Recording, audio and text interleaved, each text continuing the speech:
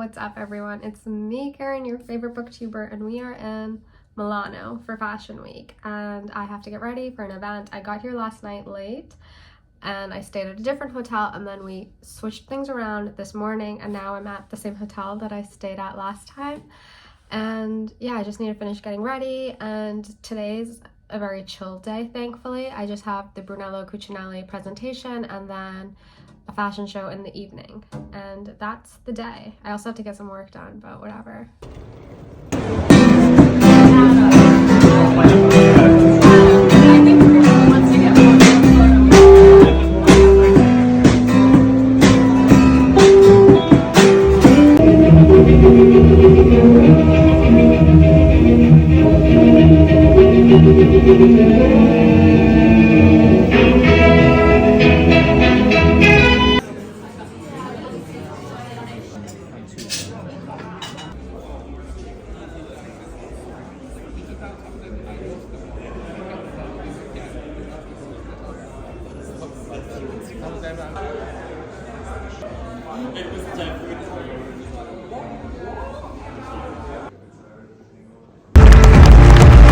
Buonasera. Today I actually was going to try to speak some more Italian, but I realized all I could really say is like 2 or 3 more words, and that was not the move. But actually, if I do that, it looks like I'm not wearing a shirt.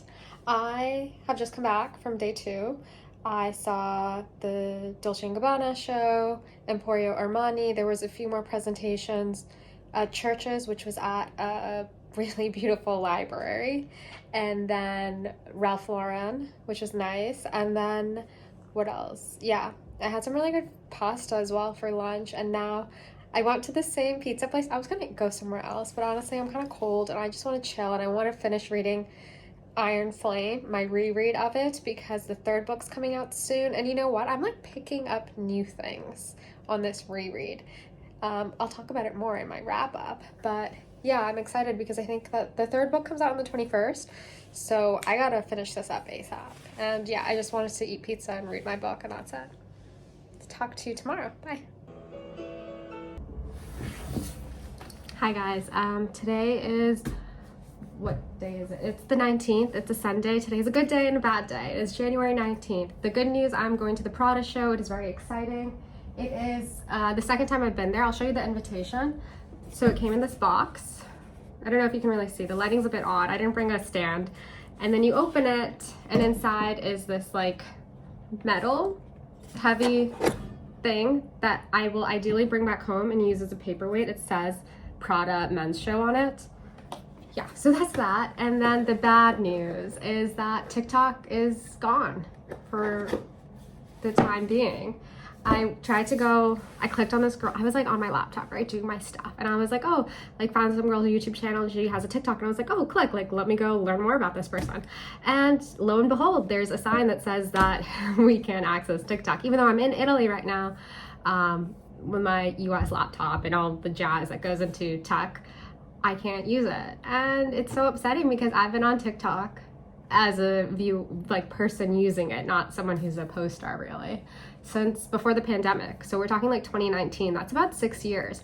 And though I can definitely say that there's been a major enshittification of TikTok, it's not as fun and engaging as it used to be. There's far more ads.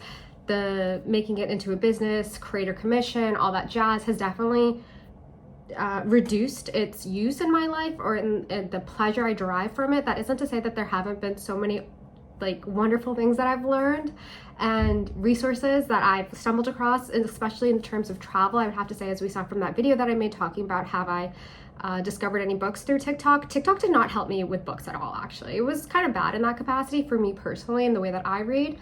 But yeah, I'm just really kind of disheartened because I had over 9,000 videos saved in different collection albums of travel to different cities, or, you know, like makeup related videos, skincare related videos, videos for stretching, recipes, and I've lost that. And though you can definitely watch this and be like, you had the opportunity to have saved those videos in some capacity, and like that's on me. I didn't do that because also like who really cares? But like in some regards I do care. But yeah, I'm just a bit dismayed, and this does make me want to stop using Instagram even, because Instagram is trash. Like, let's be real. It's not that great. It's not engaging. And I don't use any other, I loathe to say Meta, but I don't use Facebook. I haven't used it for years. I don't use Messenger. And I stopped using Snapchat in college. I was like, this isn't for me. I'm done. I'm out. So yeah, I don't know. It's dark times. Okay, I gotta go. Bye.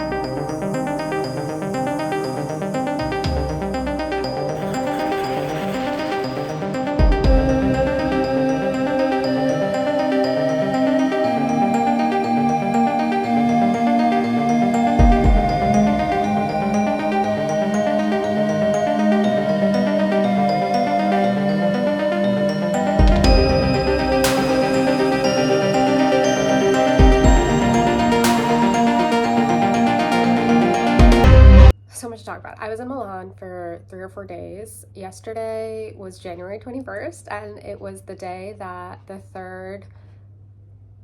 fourth wing Iron Flame Onyx Storm came out, and I spent pretty much the whole day reading it. I think it took me about like 9 or 10 hours. I didn't keep like perfect score or anything like that, but basically I woke up, I started reading it around 9 o'clock. I was in Milan, as I mentioned, for Fashion Week, and then I had to take the train to Rome, and so I hopped on the train. I'm all over the place. Let's start over again. Okay, so I'm in Rome right now. I had been in Milan for about 3 to 4 days. I didn't really film that much, I don't think, because I don't know. Because I was there for work and I have to use my phone for work, I was trying to conserve my phone battery for work-related things, so it was hard for me to, like, it's just what I wasn't thinking about vlogging. I'm sorry I let you guys down, but now I'm in Rome, so maybe I'll manage to put something together. But I have also realized is that when I watch people's vlogs, I actually don't like that many montage clips. I prefer to listen to them talking. I think it's also because I'm often doing something else on my computer at the same time, so I kind of just like want to hear their voice and like what's happening. I don't want to be like, especially when someone has like the subtitles on their montage clips, and I'm like, I can't play Tetris and read the subtitles at the same time. That's just not how these things work.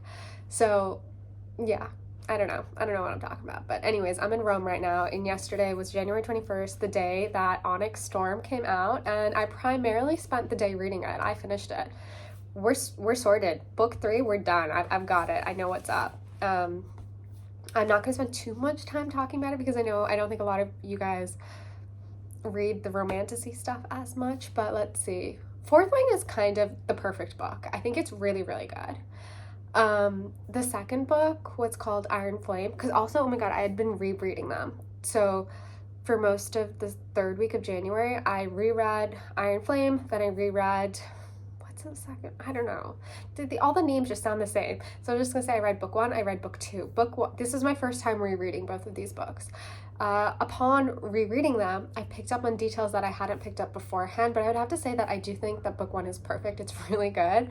Book 2, things are a little bit off with the pacing, but it's fine. It wasn't entirely my favorite because the primary problem there is Violet and Xaden's relationship, and Violet being like, I can't trust you, blah blah blah, and Xaden's like, just ask me whatever question you want, and she's like, how am I supposed to know what question to ask you? And that's like, it just goes on and on.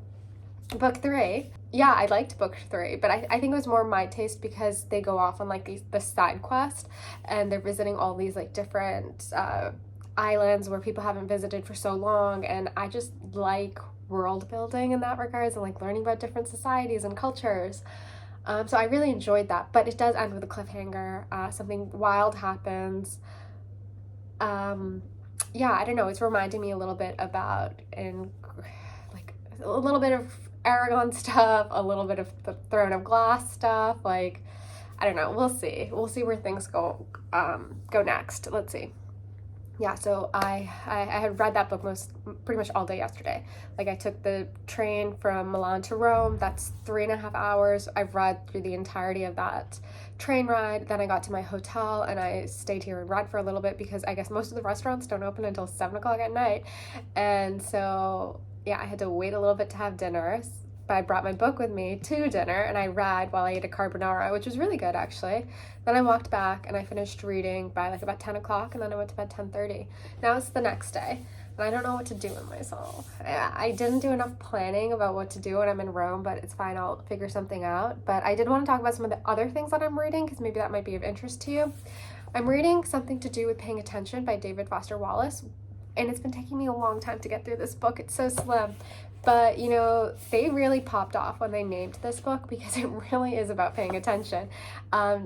The narrator is this guy who's, I don't know, maybe in his 30s at this point, and he's like reflecting on his college years and his relationship with his parents and the unfortunate early demise of his father and their kind of strained relationship. And it's a lot about like growing up in the 70s, and now he works for the IRS, and it's just like very good. But because there's also no chapter breaks or like even those like a line break, I'll read 2 paragraphs or 2 pages, which is basically 2 paragraphs, and I'm like, okay, like you deserve a break, like go relax. So this has kind of put me somewhat in a bit of a slump, and then I turned my attention to Fourth Wing, etc., and like that made me love reading again. And so I'm debating returning to this or maybe picking up something else and like reading this at the slower, leisurely pace that I was reading it beforehand. So yeah, that's my update. I'll talk to you guys later. Bye.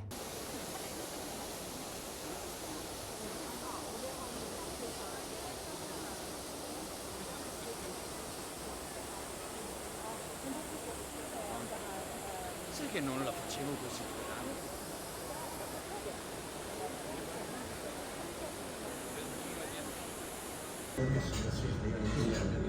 Hey guys, let's see, I'm trying to get comfortable. Okay, today is Thursday, the 22nd.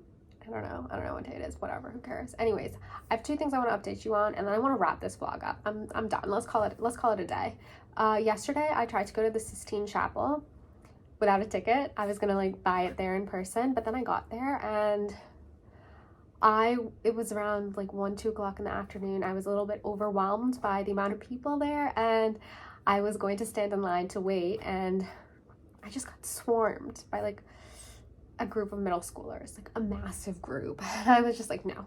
So I turned around and I walked back home, and actually no, I didn't do that. I called an Uber and I went to this gallery, coffee shop, bar, boutique, and I sat there and I finished reading the new Osamu Dazai book, The Beggar Student.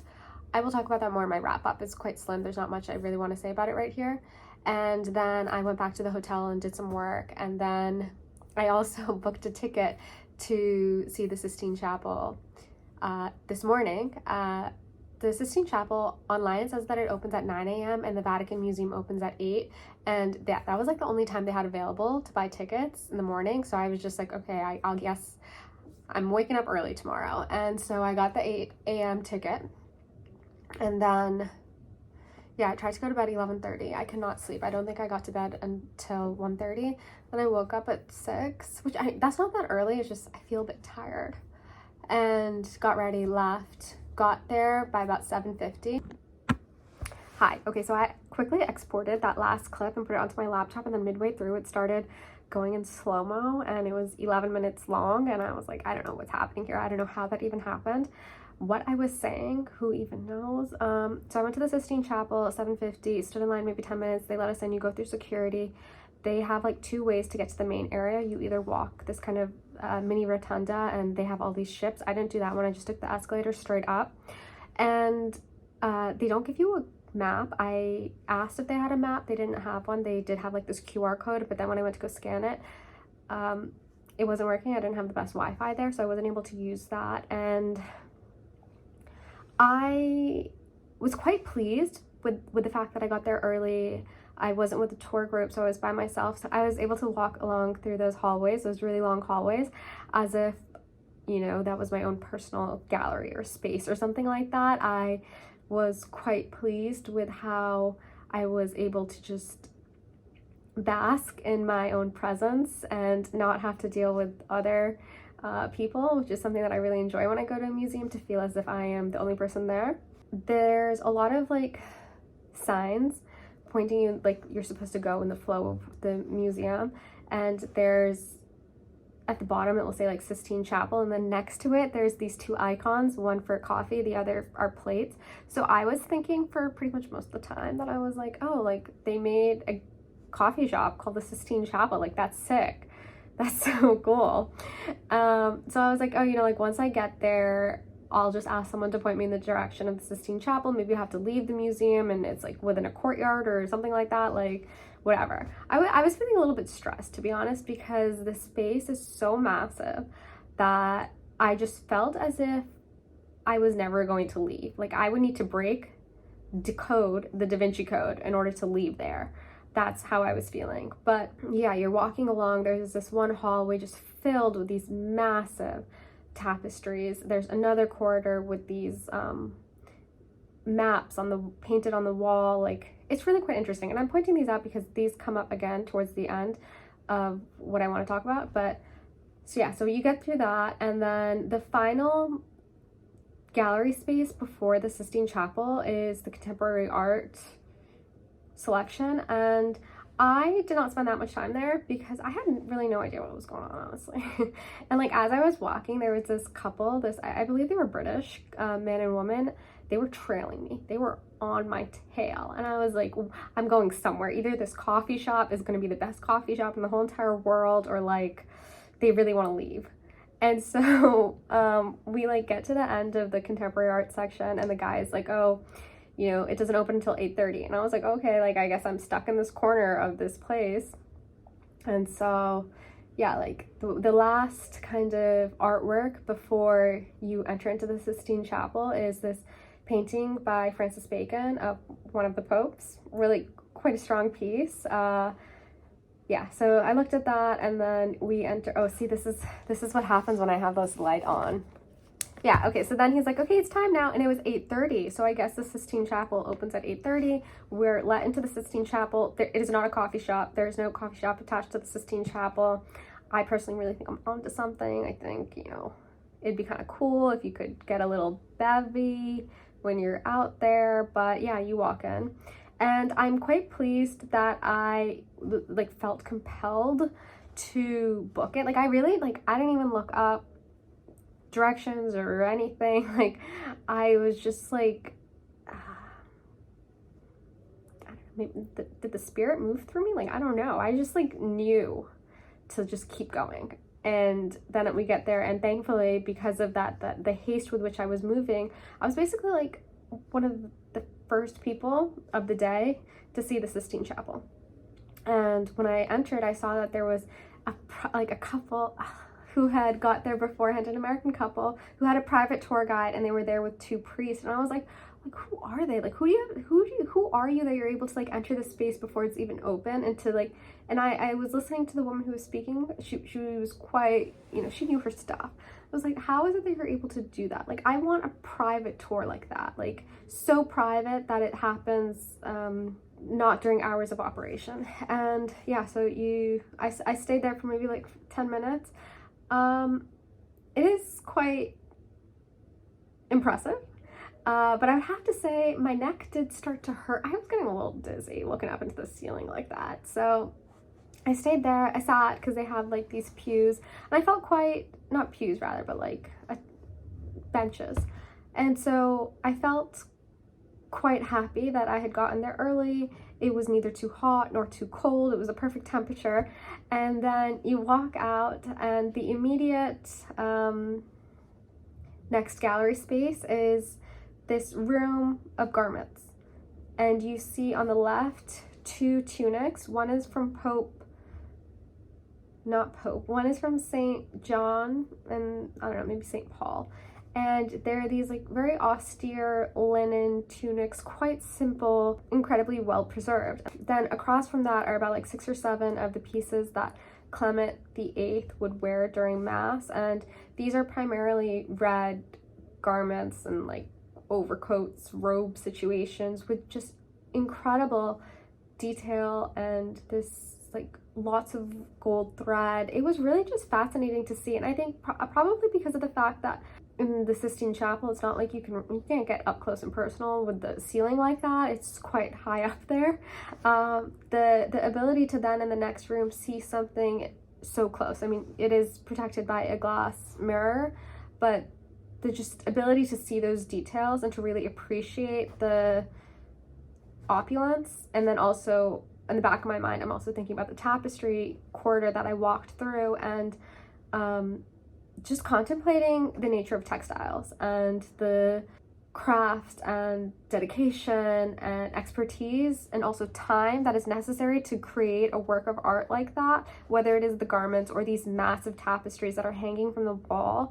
It is incredible, and it just goes to show that, I mean, most likely these were probably made by women, but yeah, textiles are important. We all gotta pay more attention to the textiles. And that was that room. And then after that, there's more gallery spaces, and most of these are more like smaller objects. There was one room, it was the Chapel of Papyri, something like that. That one was really cool. I took a few photos there, and you can see like on the wall they have the papyrus, and then when you look up into the ceiling, there is these like Egyptian statues, pharaoh kind of statues. And I thought it was quite interesting to see the influence of Egypt throughout the Vatican, and there's an Egyptian corridor, I believe, or something like that. And this is of interest to me because obviously I most recently went to Egypt, or not most recently, I guess it was last year, or 6 months ago, 7, I don't know what's time. But yeah, just seeing those was quite interesting. And then after that, before the gift shop, there were these really cool globes. I thought they were sick and really just beautiful. Like, I want them. I want to put them in my house. And when I was looking at those, I was thinking about the corridors with the maps on the walls. So that was interesting, like a little tie-in. And then I saw the gift shop, and I started to feel like relaxed because I was like, okay, we're getting close to the exit, because I really was just like, this place is so big.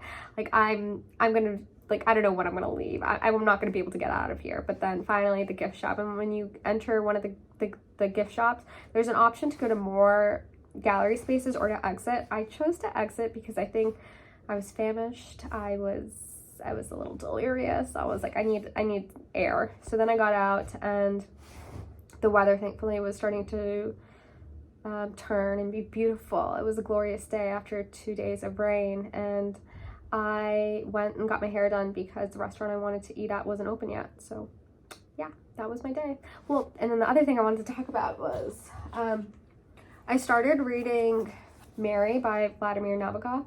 This was his debut novel, and it opens up with an introduction from the author, and you know, it's a brief, succinct introduction, just like 3 pages. I love something short like that. It's short and sweet and right to the point. And he's talking about how this is actually quite a sentimental novel for him because he wrote it in the spring of 1915, something like that. So yeah, he wrote it then, and he's kind of talking about how even though this is fiction, there's a way in which the details are actually very close and true to life. And he's amazed because he most recently had written his memoir, Speak Memory, and in that he had that distance and time, and so he's like, wow, there's a way in which the things that are here, these details that I pointed out, are just so much more true than they are in the memoir. So that I think is an interesting thing. And then I was really quite enamored with, I'm only in the middle of chapter 2, but I was quite enamored with chapter 1, which is quite short as well, and quickly like paints the scene for us. So we're introduced to the protagonist, whose name is Gannon, and he's stuck in an elevator with a man who already annoys him, and I'm sure as the novel progresses we will discover is probably like kind of the bane of his life, most likely, something like that. You know, like he's going to become more annoying. So they're stuck in this elevator. The elevator has stopped. The lights have gone out. They're sitting in the dark. And even within that, we're learning so much. We're introduced to the protagonist being this like grumpy young man. And the older man is friendly. And he's, you know, like just with the details that we're given, we already learned so much about the characters. And this is also told from a distant third. So it's quite neutral, but yeah. The line that I think I liked the most in here was that the older man says to the younger one, the walls here, because they're living in this kind of boarding house, he's like, the walls here are so thin that I heard you cough last night, and through your cough I knew that you were one of my countrymen. And I just think that's a lovely detail. I think there's also a way in which this situation is kind of like absurd and comical, but we're gleaning so much from these details. Yeah, okay, that's it. Oh, also I'm reading Emma on audiobook, and it's my first time reading Emma. I don't know anything about the story. And yeah, I just want to wrap this up. We'll talk later. Bye.